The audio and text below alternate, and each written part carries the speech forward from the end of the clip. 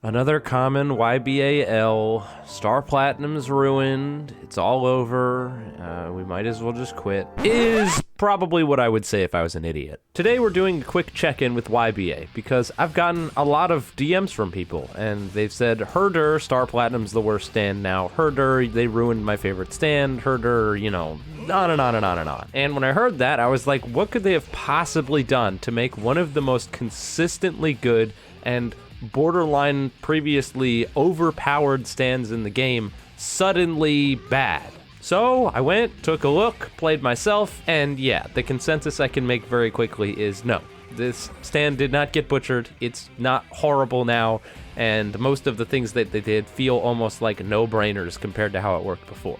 I've gone on record in the past saying that my takes on previous Star Platinum being very balanced and the most balanced stand were brain dead at best. Like, come on, Inhale was a frame one combo extender that you could move stack during and literally confirm anything.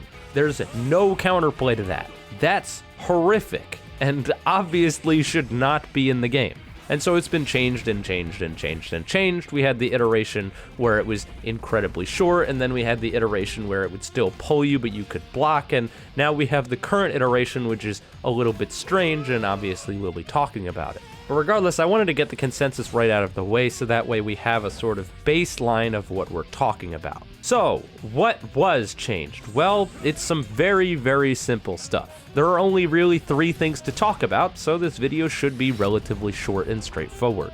The first is almost a non-issue, and it's that Starfinger's damage and knockback was reduced. Now, the damage is something that I quite honestly didn't even notice while I was playing, and that probably stems from the fact that Starfinger to me has always been more of a combo extender than it is a damage dealing move, so it having less damage, I mean, will it make the difference maker in last hit scenarios? Sure. Will it make the difference maker globally? Yeah, probably not. I think it was weird that they decided to lump these two things together though, because the knockback being reduced is actually a buff to the stand. As you can probably guess, a combo extender that sends people away from you kind of defeats the purpose of a combo extender. And so having it not pop people up in the air for no reason like it has for, well, literally forever, is a good thing. It means that if you're close up and going for follow-ups after landing Starfinger, it won't just jank out for no reason and miss. So it just makes the stand more consistent, and that's generally a good thing. I think this trade-off of less damage for a more consistent move is perfectly reasonable. I don't really think the damage needed to be changed, but again, it's not something I even noticed while playing. The big one though, and the most common complaint that I saw, is that Starfinger now has a sound effects windup. And you guys have got to be kidding me, right? I cannot believe I live in the day and age where people come to me and they say that a move that used to completely lack any sound cue that it was coming out, gaining a sound cue, is a bad thing.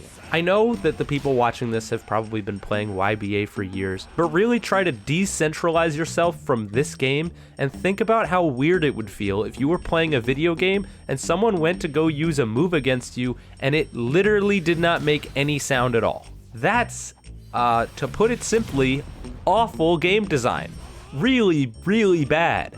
The fact that Starfinger has remained without a sound cue since the very beginning of the game is baffling to me because, well, it just doesn't make any sense. Why would they ever do this? It's even more baffling because it's not like the sound effects are not readily available or easy to find. Here you go. I found this in like 2 minutes. Starfinger! And so then that begs the question, if I could find that in like 2 minutes and throw it into a YouTube video, why in God's name did we use the same copy-paste beatdown wind-up indicator that you use for every other move in the game? This screams laziness. I can't even begin to imagine why they did this. Like, guys, what are we doing? It's just not at all difficult to find these sound files and use them in the game, and so I have absolutely no clue why they just gimped out and decided to use zip like they do for everything else. Come on guys, it wouldn't be a YBA video if I didn't complain about something, right? Anyways, the final heavy hitter here, and arguably the actual biggest change, is Inhale.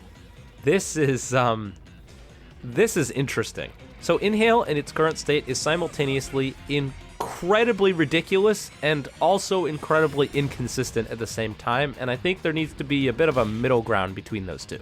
Basically, the way Inhale works now is that it has the most absurd range on basically any move that you have ever seen. It can pull people in from massive distances, and not only that, but it also stuns the people that it's pulling in. At least it stuns them sometimes, and then other times it doesn't, which is where we get into the inconsistency problems. You see, you can no longer use moves while you're doing Inhale, which I think is a really good thing. But there also appears to be an almost lack of commitment on what this move is supposed to be doing because it's so inconsistent. Sometimes, because it comes out so quickly, after a barrage, you can use an Inhale and then immediately use a move afterwards, and it'll work. Sometimes you do that, and it doesn't work, because the frame timings for this are so incredibly strict that it makes me wonder, were you supposed to be able to do this, or were you not supposed to be able to do this? And if you were not supposed to be able to do this, then you failed, because sometimes you can. And that feeling of inconsistency is really, really rough. It feels like shit when you go to pull somebody in, you succeed, and then they just start mashing buttons because it didn't actually stun them whatsoever. But then on the other hand, if it has this massive range that you basically can't react to, it would feel equally as shit on the other end if you started getting dragged from like 8 miles away and there was nothing you'd do about it and you started getting hit.